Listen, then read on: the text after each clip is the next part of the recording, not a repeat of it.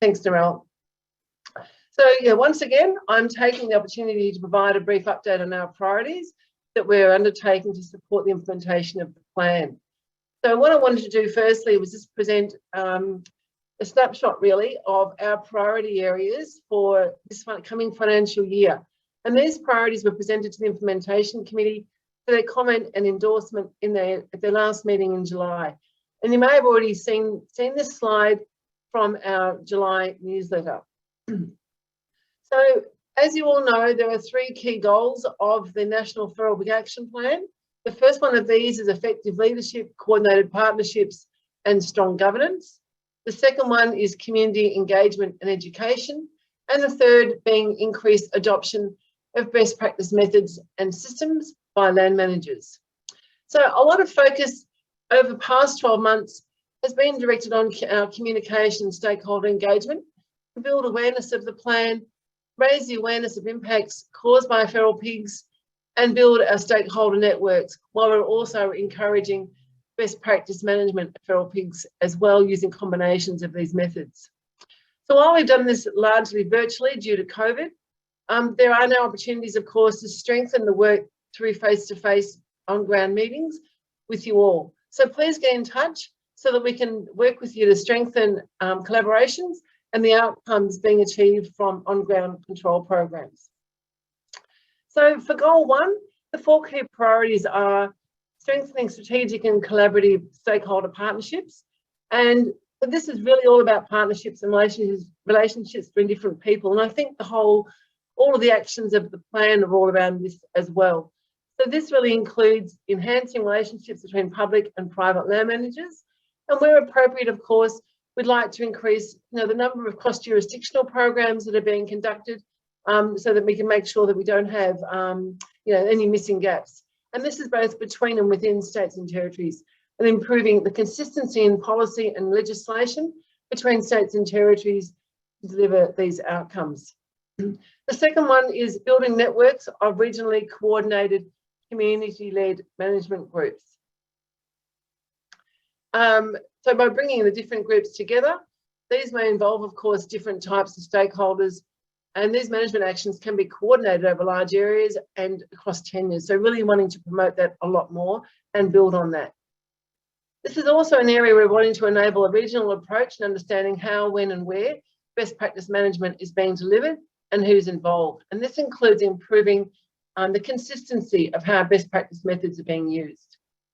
Of course, really importantly, enhancing how people share ideas, resources, knowledge and experience will be enabled by this regionally coordinated approach. And also, of course, building the confidence that the efforts that land managers are doing, are playing on the ground, are making a real difference. As part of this, we work with our demonstration sites to assist with delivering on this priority. The third area here is impact monitoring and data reporting systems. So as many of you know, the monitoring information is lacking for many programs, and getting this information, such as by aerial or ground monitoring, offers lots of benefits and helps programs be more strategic and informed. But of course, it costs money, labour and time.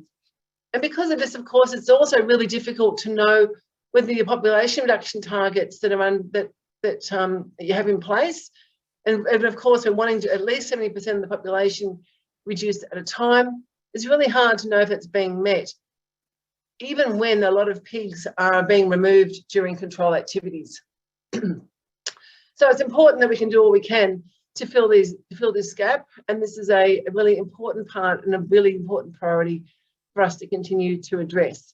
So on this, we are linked up with the work being done by Turn Australia that I discussed at our last Stakeholder Forum, and this work is being funded by the Commonwealth to develop standardised monitoring protocols and systems for supporting data collection, and this is being done for feral pigs as well as a number of other vertebrate pest species. And of course, ABARES are also working to estimate economic impacts from feral pigs, as well as those to environmental, cultural and social assets. So this will also really help us to better tell the story around impacts being experienced by people on the ground, and also then presenting the need for the work that's required to address it. The fourth area here within this first goal is around program delivery effectiveness. And that, of course, is where the governance processes that we have in place already in the plan and how this is being managed through our implementation committee and our other subcommittees is really important. But it's also, being able to demonstrate our progress with implementing the plan as well. For goal 2, we're focused on ensuring social licence to operate by the community. And this, of course, is really important. I think all of this is really important, but our communication and engagement activities are focused on raising awareness of impacts and how best practice methods are being humanely applied by land managers. The second point here is about driving land manager adoption of adaptive best practice management. And this is being supported by working with our demonstration sites and other management programs that are underway. And we can, as part of this, communicating this through case studies and feature articles, so through our newsletter, but of course, there are many other ways that we can talk about this too and really helping to support land managers in this area. Of course, the more information we're able to collect through impact monitoring, the more these programs can be more adaptive and change over time and continuously improve over time. Best practice management, training, knowledge and capability development is the third area, and this involves increasing access to appropriate training for land managers, and this is both formal and informal, such as field days and even forums like this. And we need to be involving registered training organisations where that's relevant in this, and also be providing up-to-date resources on best practice management here as well. For the third goal, the key areas are informed management decisions, and again, this draws in what I was talking about before about impact monitoring. So the more that we can incorporate these performance measures into local management plans, that will help to have more data-based decision-making in place. And again, looking at increasing adoption of recording systems to monitor and evaluate outcomes being achieved by land managers. The second dot point here is looking at increasing technology and innovation adoption to enhance the effectiveness of programs. And this one is where we're wanting to increase land manager awareness and adoption of RD&E outcomes into management programs. So how can we actually enhance the programs on the ground now by bringing in this new information and other ideas and techniques? It may also include demonstrating how technologies such as camera networks, thermal imaging, etc., is being strategically applied. And there's some great programs underway where there's some terrific learnings going on here, and we look forward to providing more of this information to you all. The R&D gap analysis, RD&E gap analysis that was developed by the Scientific Advisory Panel, the details priorities for further work has been completed and now available for reviewing on our website. But really this is highlighting what R&D is needed to capture new and emerging opportunities across the board.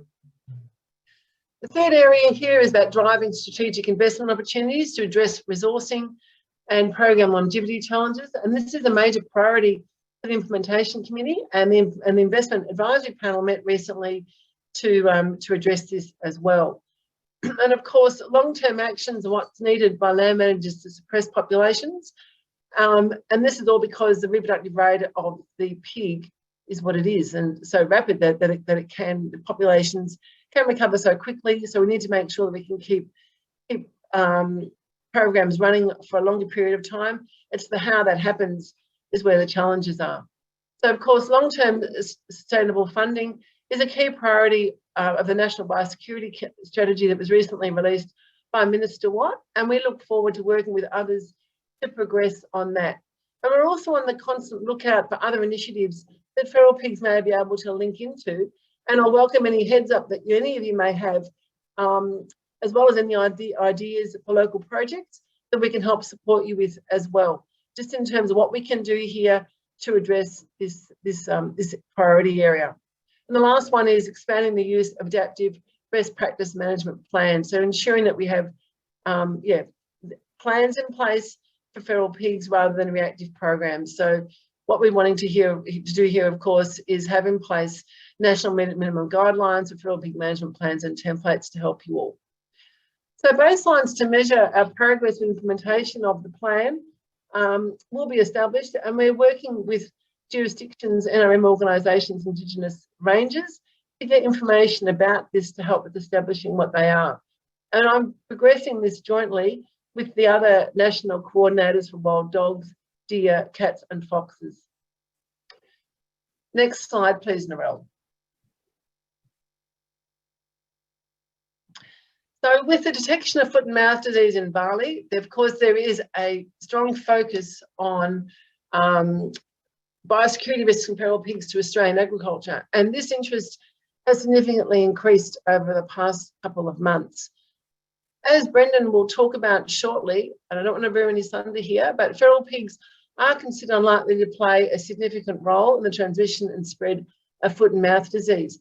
But with that, it's also a timely reminder of the importance of having up-to-date property biosecurity plans that include feral animal management plans and stringent biosecurity practices in place to minimise disease transmission risks, as well as all of the other impacts that feral pigs can cause.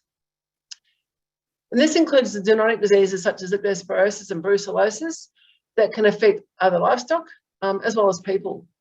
So the best measures to mitigate the introduction and spread of diseases is awareness, preparedness and prevention through good biosecurity by all stakeholders. And these biosecurity practices could include things like excluding contact between susceptible feral animals with domestic livestock. And this could be helped by having well-maintained exclusion fencing in place and ensuring also that feral animals can't access food waste and refuse pits that could be present on farm.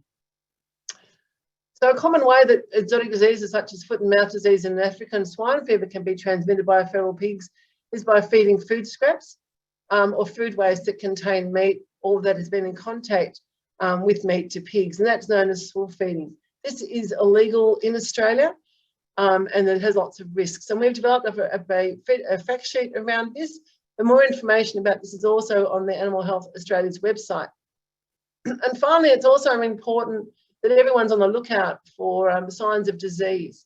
There's a link at the top of this slide under the picture with the feral pig on it that links you through to a US resource with foot and mouth disease symptoms or clinical signs in darker skinned pigs, which may be of interest to many of you as well. And of course, with all of this, please report any signs of disease to the Emergency Animal Disease Hotline, and the number is on the slide. Or contact your local veterinarian. Final slide, please, Narelle. Finally, I just wanted to mention that we're bringing together the facilitators of the plans demonstration sites for a joint face-to-face meeting on the 13th and 14th of September. So this will be a great opportunity to meet with them face-to-face, the first time that we've done this. And yeah, great opportunity to share knowledge and build on all of our efforts to date with promoting and delivering humane integrated best practice management. So I look forward shortly to hearing from Scott Hardy as well as Marika from the Northern Biosecurity Group, or Scott's from Mitsano Regional Council, to talk to us about how they're engaging with stakeholders and land managers in their areas and the benefits people are getting from participating in their programs. And I also welcome Cliff Harding, a sheep producer from the Midwest in WA, who will also join us.